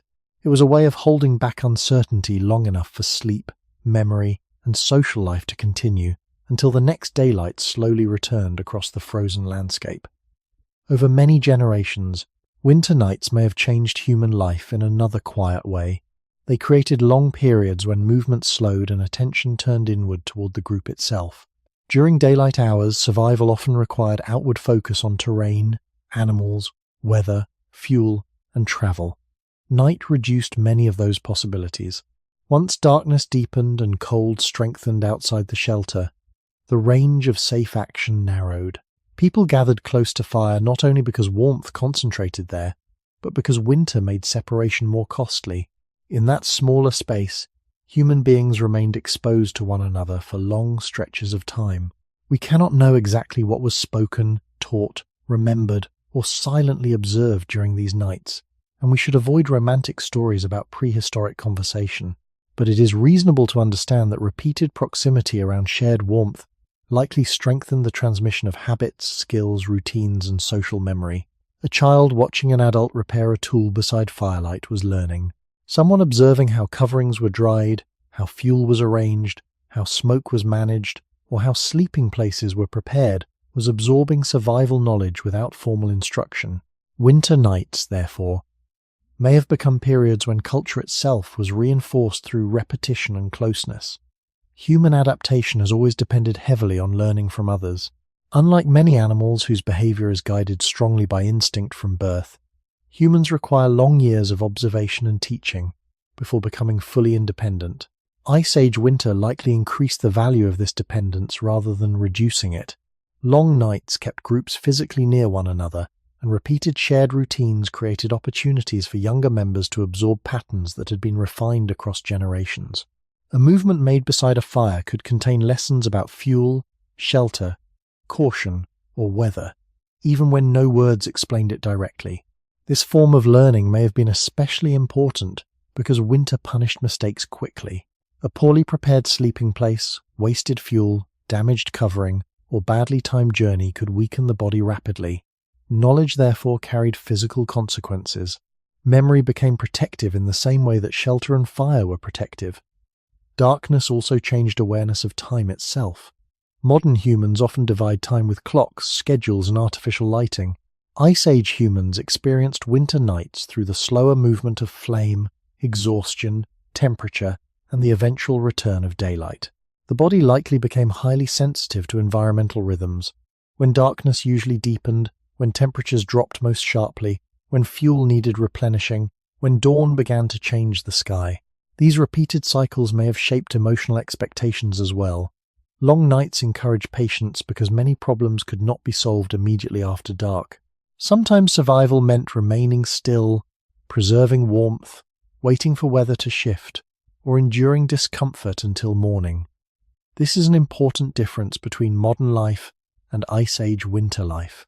Today, many environments can be altered instantly with electricity, heating, transportation, and constant light. In prehistoric winter, Human beings often had to adapt themselves to conditions they could only partially control. Patience was not a moral quality. It was a survival behavior. The body conserved energy by slowing down. The group preserved warmth by remaining close. Activity narrowed until daylight widened the world again. Yet winter nights were not empty pauses between useful days. They may have strengthened some of the most human aspects of survival: cooperation, observation, memory, teaching, and emotional endurance. A group surviving repeated winters together was not simply sharing space, it was building continuity through repeated acts of mutual dependence. Firelight illuminated more than tools and sleeping surfaces. It illuminated the presence of others whose survival remained tied to one another through cold, hunger, darkness, and time. This may help explain why social connection became such a deep part of human evolution. In severe environments, isolation carried enormous costs. Shared knowledge, shared warmth, shared labor, and shared memory increased the chances that fragile human bodies could survive conditions no individual body was naturally equipped to face alone. Winter nights therefore reveal something larger than darkness itself. They show how the limits of the human body pushed humans toward cooperation again and again, until social life became one of the species' most powerful forms of protection against the cold world surrounding them. One of the quietest but most important realities of Ice Age winter was that no human being survived it entirely alone. The human body is unusually dependent compared with many other animals. Human children require years of protection before becoming capable of independent survival. Injured adults recover slowly. Older individuals often lose strength even while retaining knowledge. Even healthy adults can become weakened by cold, hunger, illness, or exhaustion. Winter exposed all of these vulnerabilities clearly because it reduced the margin for error. A person who could not gather fuel, travel efficiently, maintain warmth, or find food still needed heat and protection from the group. In this way, winter revealed something fundamental about human evolution. Survival depended not only on individual strength, but on the ability of groups to continue supporting members whose immediate productivity varied across time. This is very different from imagining prehistoric life as a world where only the strongest survived alone. Archaeological and anthropological evidence suggests that humans often cared for injured or vulnerable individuals beyond what strict short-term survival logic would predict. Some prehistoric skeletons show signs of healing after serious injuries or illness, implying that individuals received support long enough to recover. We should speak carefully and avoid romantic conclusions, because prehistoric life could also be harsh and uncertain. Not every injured person survived, and resources were limited, but the evidence does suggest that human social cooperation reached beyond momentary convenience. Ice Age winter likely strengthened this tendency because the environment increased interdependence. A child unable to gather food today might become an experienced adult later. An elder with limited physical strength might still carry important environmental memory. An injured hunter might later recover and contribute again. Human groups survived partly because they could extend care across time rather than evaluating survival only moment by moment. Winter made this long view more valuable. The body's weaknesses became easier to see during cold seasons. Children lost heat quickly because of their small size. Older individuals may have struggled more with movement or exposure. Illness or injury could reduce mobility at exactly the moment mobility was needed for fuel gathering, hunting, or relocation. Yet these same conditions also increased the importance of social closeness. Shared sleeping spaces preserved warmth. Shared labor reduced individual strain. Shared knowledge improved decision-making. Shared food distributed risk. A person weakened temporarily by cold or exhaustion might survive because others continued gathering fuel, maintaining fire, or carrying resources. In this sense, cooperation became a form of biological adaptation. Humans did not evolve thick winter fur or natural resistance to severe cold comparable to Arctic animals.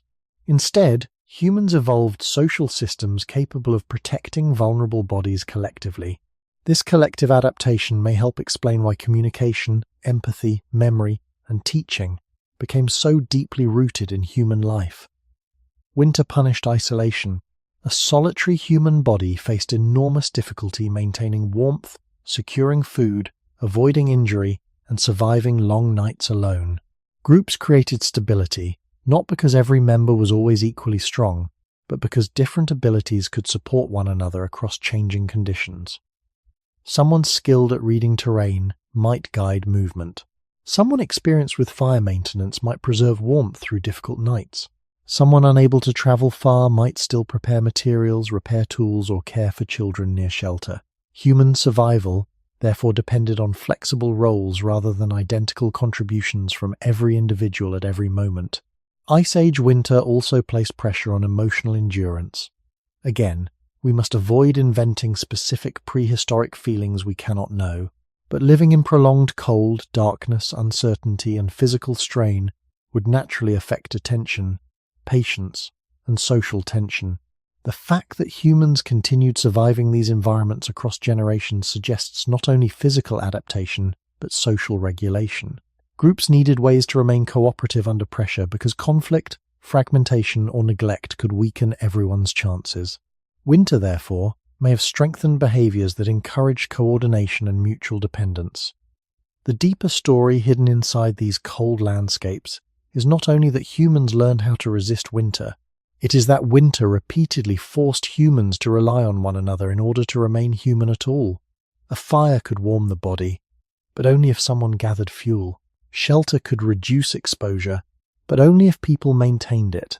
Food could preserve strength, but only if knowledge, labor, and sharing remained connected. In the frozen silence of Ice Age winter, survival became less about isolated individuals defeating nature and more about groups carrying fragile human life forward together, one difficult season after another. Winter may also have changed the way humans understood responsibility within the group. In environments where cold constantly threatened the body, many actions that seem small today could affect everyone's survival.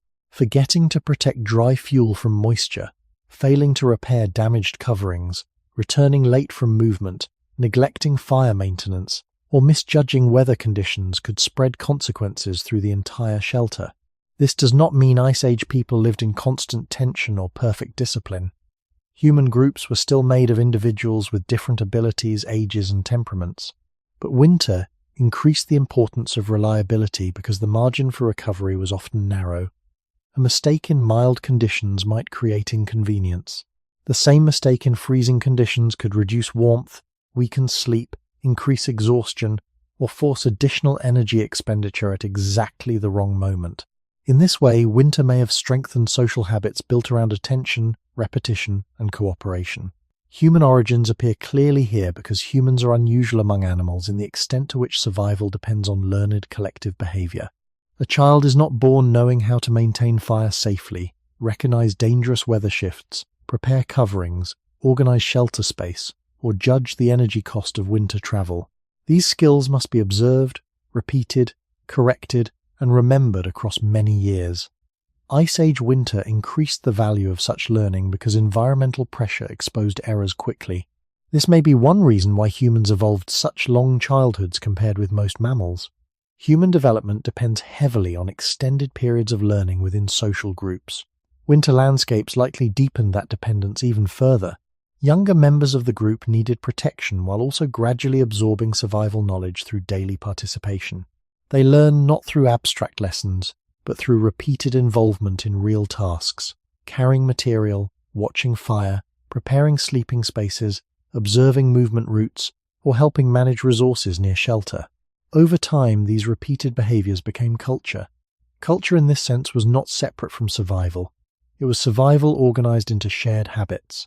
Archaeological evidence cannot fully capture these social dynamics, but traces of repeated occupation, tool specialization, hearth-centered spaces, and long-term adaptation across difficult climates all suggest that humans survived through systems of learned cooperation rather than isolated instinct alone. Winter pressure likely made communication more important as well. People needed to share information about terrain, animal movement, weather changes, fuel availability, injuries, and timing. Even silence around a fire could carry meaning through observation and routine. A person watching another repair a damaged covering or adjust shelter against wind was receiving practical information. Human beings became highly skilled at social learning because so much survival knowledge depended on watching and repeating the actions of others.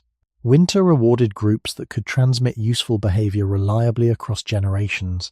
This does not mean every group survived or every adaptation succeeded permanently. Climate fluctuated, resources shifted, some populations disappeared while others endured or moved.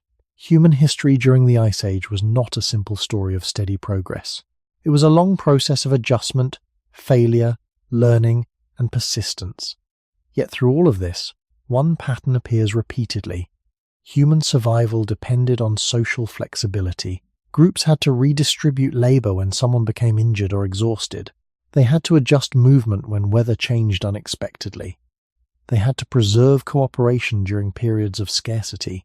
Winter increased the cost of fragmentation because isolated individuals faced much greater vulnerability. This collective adaptation may also help explain why emotional sensitivity to others became so important in human life. Empathy, patience, teaching, shared attention, and responsiveness to distress all carry survival value when bodies depend heavily on group support. Again, we should avoid simplistic evolutionary stories that reduce human behavior to one cause. Human social life is extremely complex, but Ice Age winter clearly created conditions where cooperation provided strong, practical advantages. A child surviving because adults shared warmth. An injured person recovering because others continued gathering food and fuel. A group avoiding danger because older members remembered a safer route. These are not dramatic myths. They are ordinary forms of dependence that become visible when winter strips away excess comfort and exposes how fragile the human body truly is.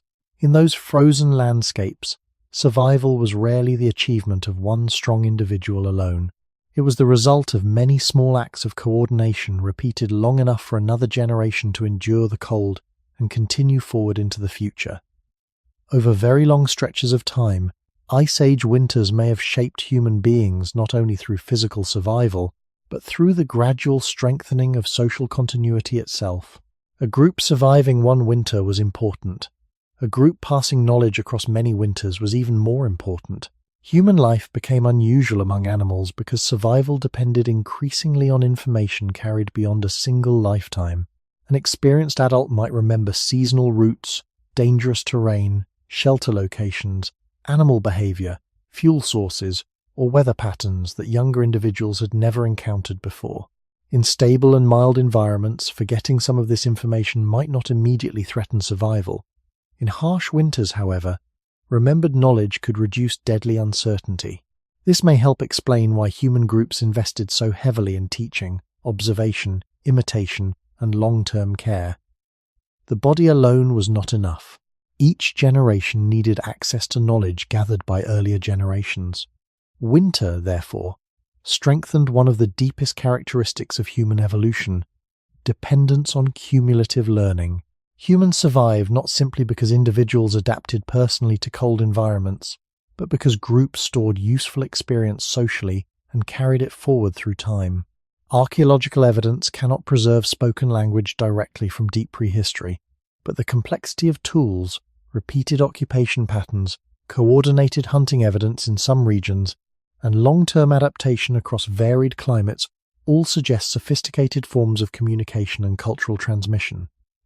Winter likely intensified the value of these abilities because mistakes carried high energy costs. A forgotten route, a poorly maintained shelter, badly timed movement, or ineffective fuel use could weaken survival quickly. Reliable knowledge became protective in the same way that fire and coverings were protective. This connection between memory and survival may have changed the emotional structure of human groups as well. Older individuals who retained environmental knowledge may have remained valuable even after physical strength declined. Children represented future continuity, requiring years of protection before becoming fully capable contributors. Injured individuals might recover and later provide important labor or experience again. Human groups therefore benefited from maintaining social bonds across long periods rather than focusing only on immediate strength. Ice Age winter repeatedly reinforced this pattern because no single body remained permanently strong under harsh conditions. Everyone eventually depended on others at different moments. During childhood, illness, injury, exhaustion, aging, or environmental crisis. Cooperation became stable not because humans were free from conflict or hardship, but because interdependence was unavoidable. The frozen world continually reminded humans of their biological limits. A body could not stay awake forever watching fire. A hunter could become injured. A child could not survive alone. An exhausted traveler needed shelter prepared by others. Survival, therefore, moved outward from the individual into the group itself. This may be one reason human identity became so deeply social over evolutionary time. People did not merely exist beside one another, their survival systems overlapped continuously. Winter exposed those overlaps clearly because the environment stripped away many forms of independence. Even warmth became collective. Bodies sleeping near one another preserved heat more effectively. Shared labor reduced energy loss. Shared memory reduced dangerous uncertainty. Shared routines created stability during long darkness and cold. The most remarkable part of this story is that humans achieved all of this without becoming physically specialized winter animals. Human skin remained vulnerable. Human infants remained dependent. Human sleep remained fragile in cold environments. Humans survived because they reorganized behavior, relationships, tools, movement, and memory around those vulnerabilities rather than eliminating them. In a sense, Ice Age winter forced humans to become more human. It rewarded flexibility over rigid instinct, cooperation over isolation, learning over simple reaction, and long-term social continuity over short-term individual success. The traces left behind in caves, campsites, hearths, tools, bones, and migration patterns are quiet evidence of this transformation. They show that generation after generation continued entering difficult winters and somehow emerging again, not because winter became gentle, and not because humans became invulnerable, but because groups learned how to carry fragile lives through conditions that no single body could master alone. Perhaps that is one of the deepest truths hidden inside Ice Age survival. Human beings did not endure the cold by escaping dependence. They endured by accepting dependence so completely that cooperation itself became one of the species' greatest forms of adaptation to the ancient world. By the end of the Ice Age, humans had already spent thousands of years learning how to live inside environments that constantly tested the limits of the body. Winter was never the only challenge humans faced, but it revealed many of those limits more clearly than almost any other condition. Cold exposed weakness quickly. Darkness reduced certainty. Hunger returned repeatedly. Distance became heavier. Sleep became fragile. Injury became more dangerous.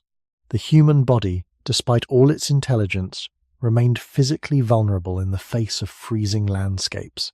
And yet humans continued moving through these worlds generation after generation. This long survival did not happen because humans defeated nature in a final or complete sense.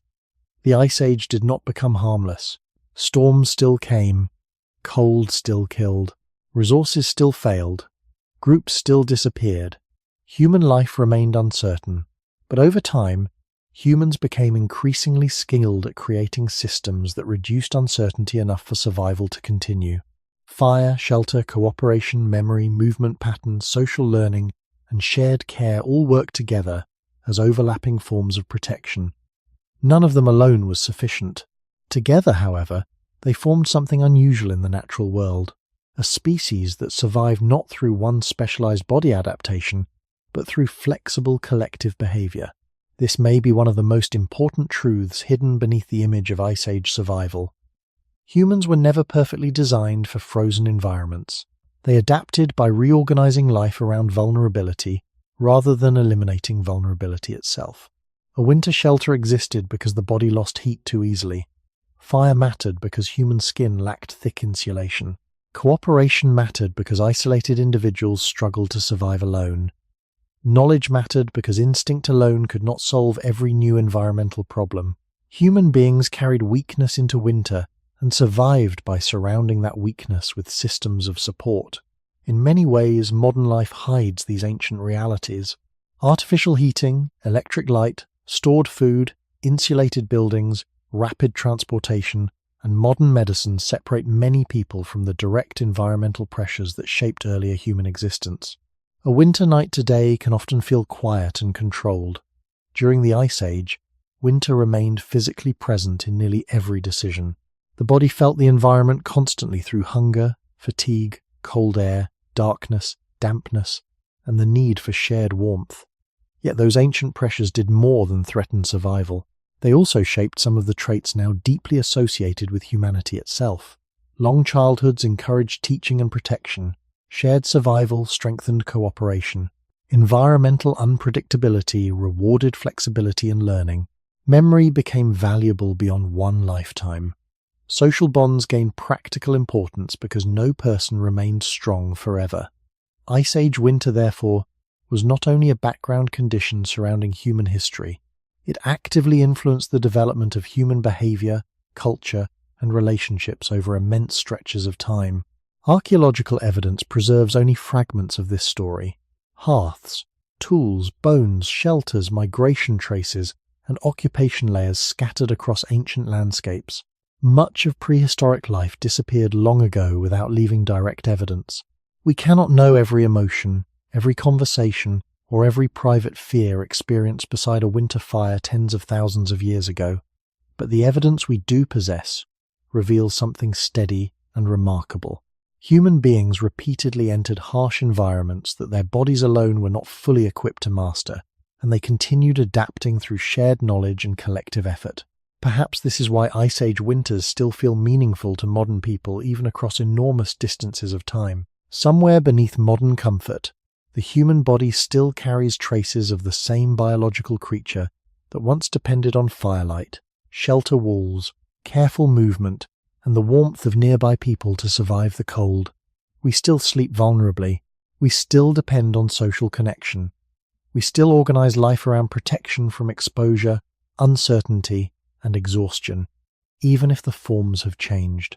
The Ice Age did not create humanity from nothing, but it revealed humanity very clearly. It showed what remained when comfort disappeared and survival depended on ordinary, repeated acts of care, memory, patience, and cooperation. And perhaps the most unsettling question left behind by those ancient winters is not how humans survived them, but whether modern humans, surrounded by comfort and separation from the natural world, still fully understand the fragile kind of creature our species has always been beneath the warmth of shelter and light. When modern people imagine prehistoric winters, the mind often jumps toward dramatic images, endless snowstorms, desperate hunts, or isolated figures struggling against nature. But much of real human survival during the Ice Age was quieter than that. It existed in repetition. The same fire being maintained night after night, the same route walked carefully across changing ground, the same shelter repaired against wind again and again, the same bodies gathering close together for warmth during long darkness. Survival was rarely a single heroic event. More often, it was the ability to continue ordinary protective behaviors without interruption for weeks, months, and generations. This quiet repetition shaped the human nervous system in ways that still remain visible today. Human beings continue to seek warmth, predictable shelter, familiar routines, and social closeness during periods of stress or uncertainty. We calm ourselves through stable environments, repeated habits, and trusted relationships because the body evolved within conditions where stability was difficult to maintain. Ice Age winters constantly threatened that stability. The result may have been a species highly sensitive to environmental comfort and social reassurance because both had direct survival value. The modern world often hides how dependent humans still are on these ancient needs. Central heating masks the danger of cold exposure. Electric light weakens awareness of natural darkness. Supermarkets separate food from weather and season. Roads erase much of the physical meaning of distance. Yet beneath these technologies, the body remains fundamentally similar to the one that moved through Ice Age winters. Humans still lose heat during sleep. We still become exhausted by hunger, cold, and stress. Children still require years of care. Illness and injury still reduce independence. Isolation still affects emotional and physical health. In this sense, Ice Age winter is not completely gone from human life. Its pressures helped shape the biological and social foundations that modern humans continue carrying unconsciously every day. This perspective also changes how we understand progress.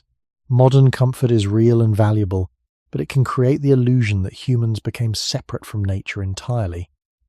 Ice Age history suggests something more complicated.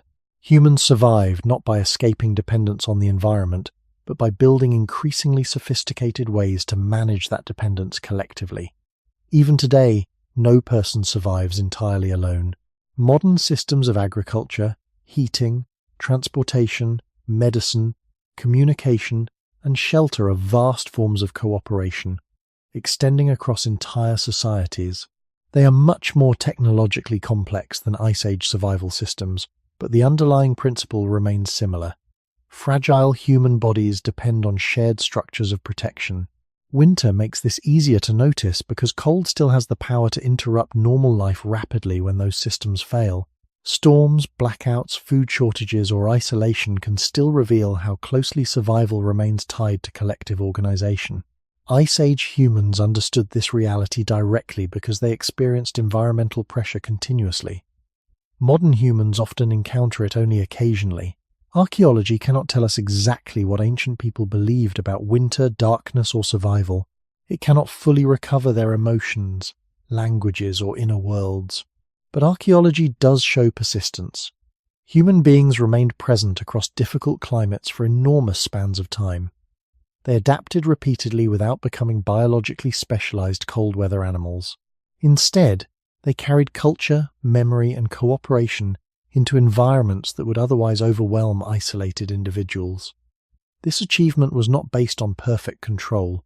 Ice Age life remained uncertain until the end.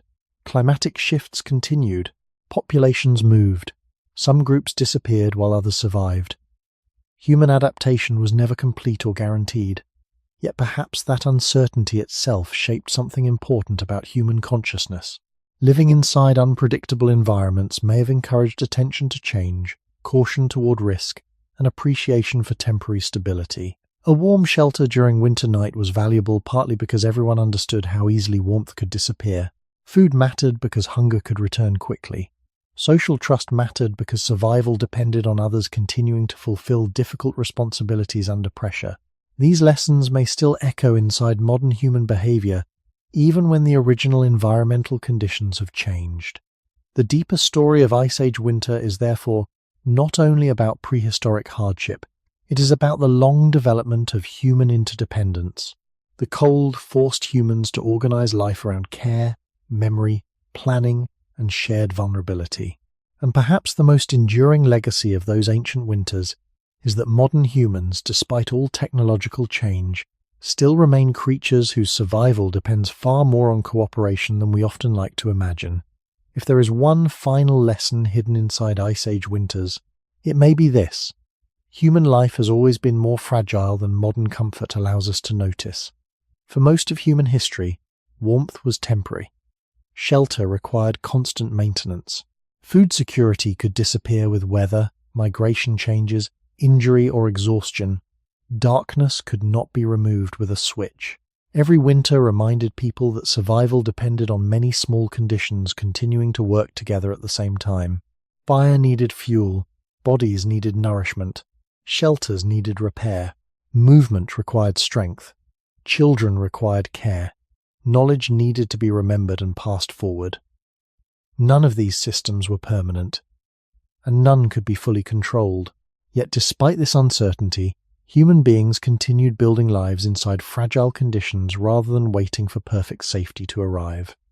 Perhaps this is what makes Ice Age history feel strangely familiar even now. Modern humans still live within systems that appear stable but remain dependent on countless connected forms of cooperation. Food still travels through long networks of labor and transport. Heat still depends on maintained infrastructure. Cities still rely on energy, communication, and social organization functioning continuously. Most people no longer gather fuel by hand or sleep beside open fires, yet the deeper structure of dependence has not disappeared. It has only become larger and less visible. Ice Age humans likely understood dependence more directly because the environment revealed it constantly. A storm could interrupt movement immediately. A failing fire could be felt physically within minutes. Hunger could not be postponed for long. Modern systems often create distance between cause and effect, making vulnerability easier to forget until disruption suddenly returns it to awareness. but the human body beneath those systems remains ancient. It still needs warmth, sleep, nourishment, safety, and social connection, much like it did tens of thousands of years ago.